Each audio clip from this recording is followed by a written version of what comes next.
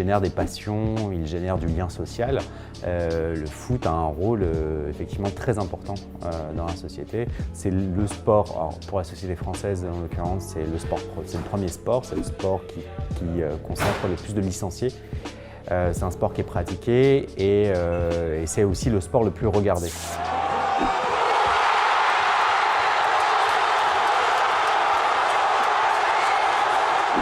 On prétexte souvent le sport comme riche de valeurs, comme riche de sens, fraternité ou autre.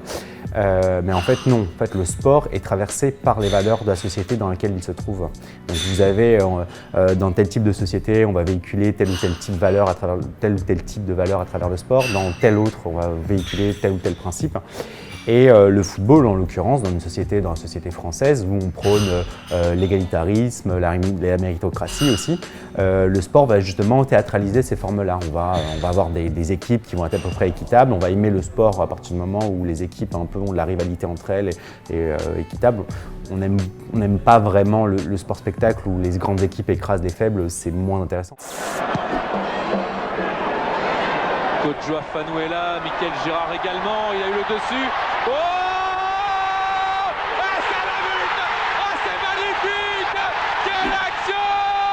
Cédric Genot qui ouvre le score dans la prolongation pour Calais. Dans des épopées de la Coupe de France où on voit les petits qui réussissent à faire des parcours incroyables, ça c'est cette idée de méritocratie, c'est-à-dire que celui qui s'est donné, celui qui a fourni le plus d'efforts va réussir. Et donc du coup on retrouve dans le spectacle sportif et dans le football en l'occurrence, voilà, cet égalitarisme mais aussi cette méritocratie. Notre supporter toujours le réveil de grands stars, grands joueurs, de Neymar. Elle est là avec nous aujourd'hui. Merci Neymar, merci à vous, merci tout le monde. Maintenant, vous travaillez pour gagner beaucoup de trophées. Merci beaucoup. Merci. Le football, en l'occurrence, n'échappe pas au capitalisme, n'échappe pas au marché et en ce sens, on peut très bien reprocher le fait que finalement il y a une grosse équipe qui est le Paris Saint-Germain qui va écraser les plus forts et tout, mais on peut aussi voir dans le Paris Saint-Germain aussi la démonstration que le sport est le reflet d'une société de marché où celui qui investit va gagner, va être rentable, où celui qui investit va avoir une aura plus intéressante.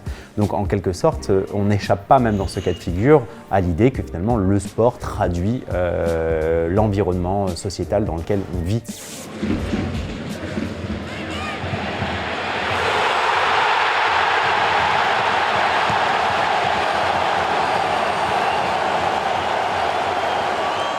Le sport, en l'occurrence, est un théâtre où l'incertitude doit régner, en quelque sorte, c'est vrai. Mais en même temps, elle est aussi le théâtre où le travail, l'effort, la construction intellectuelle de la stratégie et tout ça, doit être aussi mise en valeur.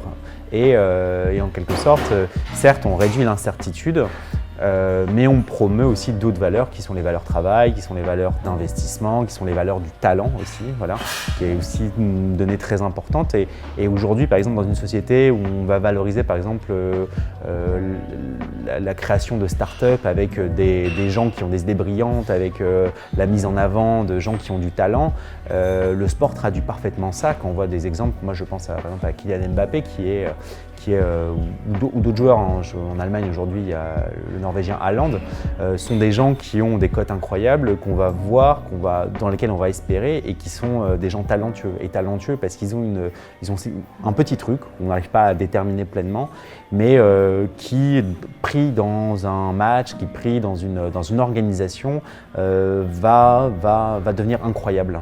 Et en ce sens, finalement, le football d'aujourd'hui, avec l'émergence de jeunes stars, de jeunes prodiges, traduit la société de talent qu'on retrouve aussi dans l'univers salarial, dans l'univers du travail. Eh les mecs, vous cognez sur des plus petits que vous? Ça a l'air vachement cool. Je peux jouer avec vous? Et s'il te plaît, tu peux me donner du feu? Ouais, tiens, voilà. Qui t'es, toi? Qui je suis? Je m'appelle Doraemon et je suis le boss de la bande de Santa Mar.